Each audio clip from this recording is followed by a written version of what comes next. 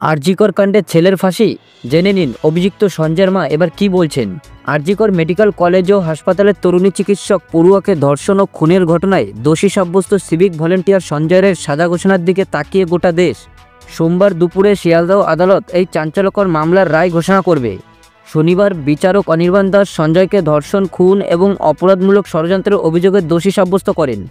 এই ঘটনার পর থেকেই সবার মনে একটাই প্রশ্ন, কী সাজা হবে সঞ্জয়ের। এদিকে সাজা ঘোষণার আগে এক চাঞ্চল্যকর প্রতিক্রিয়া দিয়েছেন সঞ্জয়ের মা মালতী রায়। 70 বছর বয়সী এই অসহায় মা জানিয়েছেন, তার ছেলে দোষী সাব্যস্ত হলে আইন অনুযায়ী তার সর্বোচ্চ শাস্তি হওয়া উচিত। এমনকি মৃত্যুদণ্ড হলেও তার কোনো আপত্তি নেই।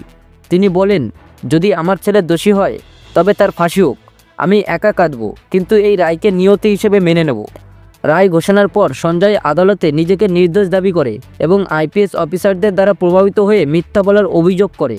কিন্তু বিচারক সিবিআইয়ের পেশ করা তথ্য প্রমাণে সন্তুষ্ট হয়ে সঞ্জয়কে দোষী সাব্যস্ত করেন। সঞ্জয়ের পরিবার তরফে জানানো হয়েছে যে তারা এই রায়ের বিরুদ্ধে উচ্চ আদালতে আপিল করবেন না। শিয়ালদহ আদালত থেকে 5 কিলোমিটার দূরে বসবাসকারী মালতী দেবী শারীরিক অসুস্থতার কারণে আদালতে উপস্থিত থাকতে পারেননি।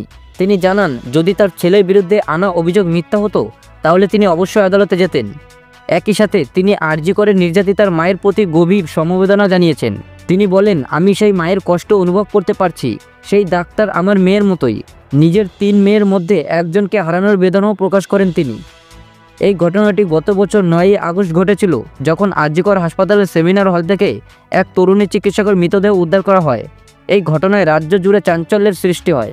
এখন দেখার বিষয় আদালত সঞ্জয়কে কী সাজা ঘোষণা করে।